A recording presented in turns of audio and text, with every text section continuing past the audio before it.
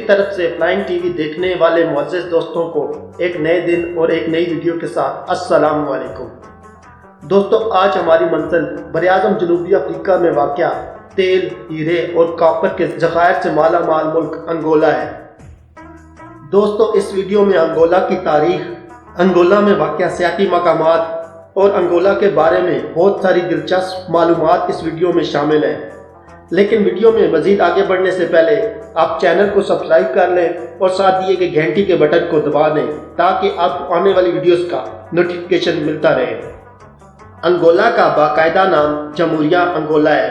Angola براعظم افریقہ کی مغربی ساحلی پٹی کے ساتھ جنوب میں واقع ہے۔ یہ ملک افریقن ممالک میں رقبے کے لحاظ سے 7واں بڑا ملک ہے۔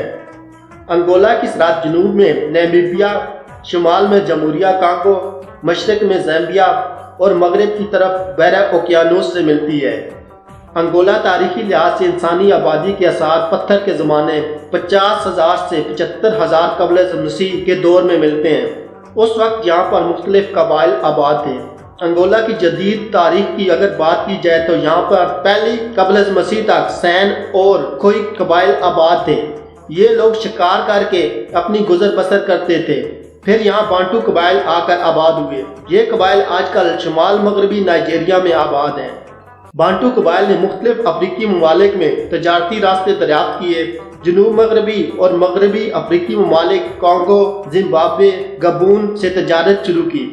سن 1484 عیسوی میں پرتگالی مہم جو یہاں پہنچے۔ پرتگالیوں نے انگولا کے ساحلی شہر سویو میں اپنے قدم جمائے۔ پرتگالیوں نے انگولا کے مختلف ساحلی شہروں میں قلعے اور تجارتی بندرگاہیں تعمیر کی۔ پھر پرتگالیوں نے وہی کام شروع کیا جو کہ یہ مختلف افریقی ممالک کے ساتھ کرتے رہے ہیں۔ انہوں نے وہاں سے غلاموں کی تجارت شروع کر دی۔ یہ غلام وہاں کے مقامی لوگ مہیا کرتے۔ پرتگالیوں نے غلاموں کو انگولا سے لے جا کر یورپ اور برازیل کے مختلف علاقوں میں آباد کیا۔ غلاموں کی یہ تجارت 1820 تک برازیل کی آزادی کے وقت تک چلتی رہی۔ اس عرصے میں لاکھوں غلاموں کی تجارت کی گئی۔ 16ویں صدی عیسوی میں پرتگالیوں نے یہاں کے مختلف ساحلی شہروں کا کنٹرول حاصل کر لیا۔ شروع میں پرتگالیوں کو کالونیاں آباد کرنے اور رہنے میں بہت ساری مشکلات کا سامنا کرنا پڑا۔ پرتگالی تاریخ دان جان لیک نے اپنی کتاب میں لکھا کہ 16ویں صدی میں ہر 7 سال بعد انگولا میں قحط سالی آ جاتی تھی اور مختلف وبائی امراض ملک میں پھیل جاتے تھے، جس سے ملک کی آبادی کا تیسرا حصہ ان بیماریوں سے مر جاتا تھا۔ غلاموں کی تجارت کے خلاف انگولا میں مختلف مقامی قبائل اور گروپوں نے بغاوتیں بھی کیں جنہیں کچل دیا گیا، لیکن 19ویں صدی میں یہ بغاوتیں عروج پکڑ گئیں، جس کے نتیجے میں 1836 میں پرتگالیوں نے غلاموں کی تجارت روک دی۔ 1854 میں مقامی پرتگالی کالونیوں نے غلاموں کو آزاد کر دیا۔ کالونیکل دور میں مقامی کالے لوگوں کو کوئی سیاسی پارٹی اور لیبر یونین بنانے کی بالکل اجازت نہیں تھی۔ 20ویں صدی کے اوائل اور جنگ عظیم اول کے دوران مقامی لوگوں نے ایک بار پھر بغاوت کر دی اور وہ آزادی کے مطالبات کرنے لگے۔ 1960 اور 1961 میں ان بغاوتوں نے عروج پکڑ لیا۔ آخرکار انگولا کے مقامی لوگوں کی شدید مزاحمت کے بعد پرتگال کو انگولا آزاد کرنا پڑا۔ 11 نومبر 1975 کو انگولا آزاد ہو گیا اور پرتگال نے وہاں سے اپنی افواج نکال لی۔ 1975 میں آزادی کے بعد انگولا میں خانہ جنگی شروع ہو گئی۔ یہ خانہ جنگی 2002 تک جاری رہی۔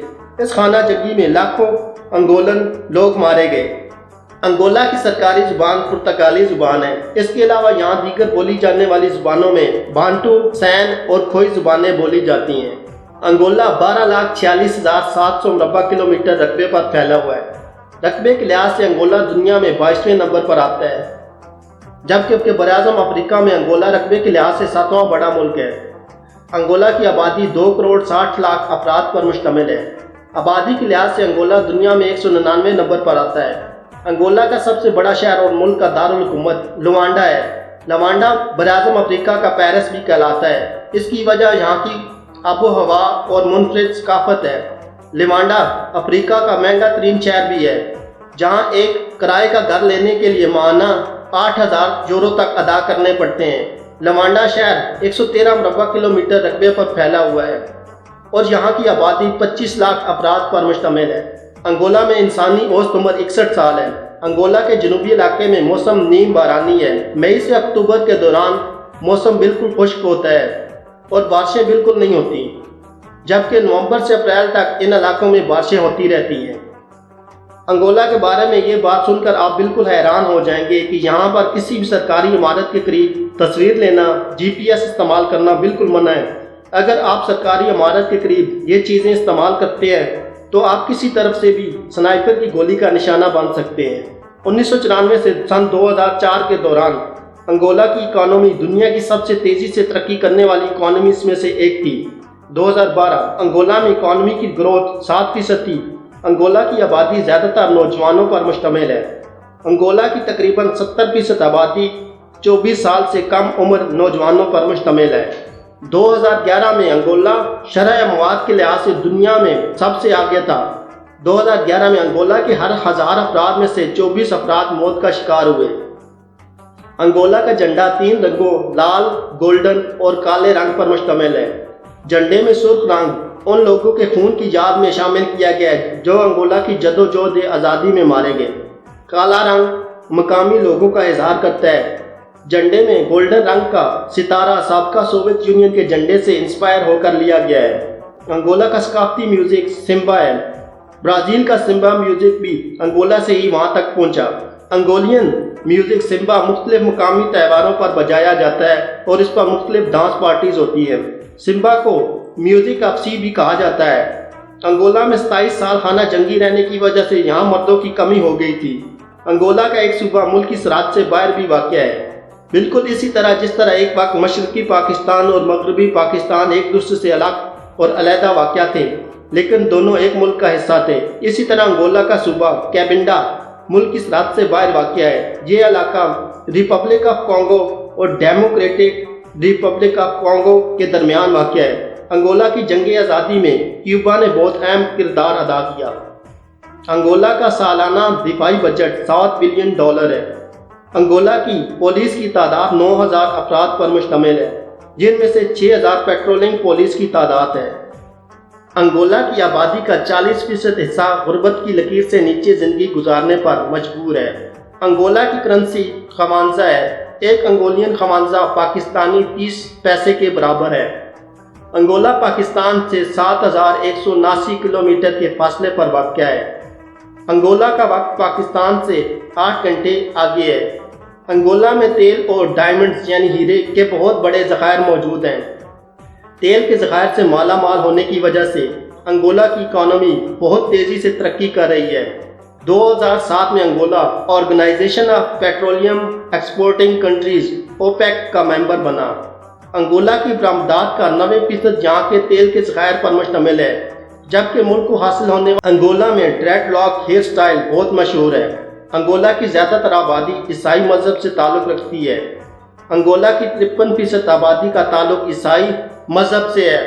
12% लोग किसी मज़हब को नहीं मानते, जबकि दीगर 35% लोगों का ताल्लुक़ दीगर मज़ाहिब से है। अंगोला का कौमी दरख्त मैजेस्टिक इम्बॉन्डीरो है।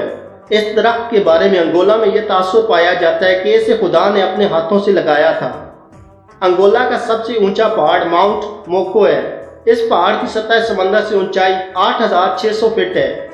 अंगोला की साहिली पट्टी की लंबाई 1600 किलोमीटर है। अंगोला की साहिली पट्टी यहाँ के सुनहरे साहिली समंदर की वजह से बहुत मशहूर है। अंगोला का 1,62,500 मुरबा किलोमीटर इलाका यानी मुल्क के कुल रकबे का 8% नेशनल और नेचर पार्क्स पर मुश्तमिल है। किसामा नेशनल पार्क मुल्क का सबसे बड़ा नेशनल पार्क है। यह पार्क 30 लाख एकड़ पर फैला हुआ है। दी मिरादारू दालुआ, जिसे इंग्लिश में मून वैली भी कहा जाता है, दारुल हुकूमत लवांडा से 40 किलोमीटर के फासले पर वाक़या है। एक नहायत ही खूबसूरत इलाका है। यहाँ के टीले और सुर्खी माइल मट्टी देखकर ऐसा महसूस होता है जैसे चांद का नज़ारा हो रहा हो। कलंदुला फॉल्स लुकाला रिवर पर वाक़या एक कुदरती आबशार है। ये आबशार 344 मीटर बुलंद और 1300 फुट चौड़ी है। हुज्जम के लिहाज से ये आबशार अफ्रीका की सबसे बड़ी कुदरती आबशार है। दोस्तों, आज की मेरी ये वीडियो अंगोला के बारे में थी। उम्मीद है कि आपको मेरी ये वीडियो पसंद आई होगी और आप इस वीडियो को लाइक, शेयर और कमेंट ज़रूर करें। शुक्रिया।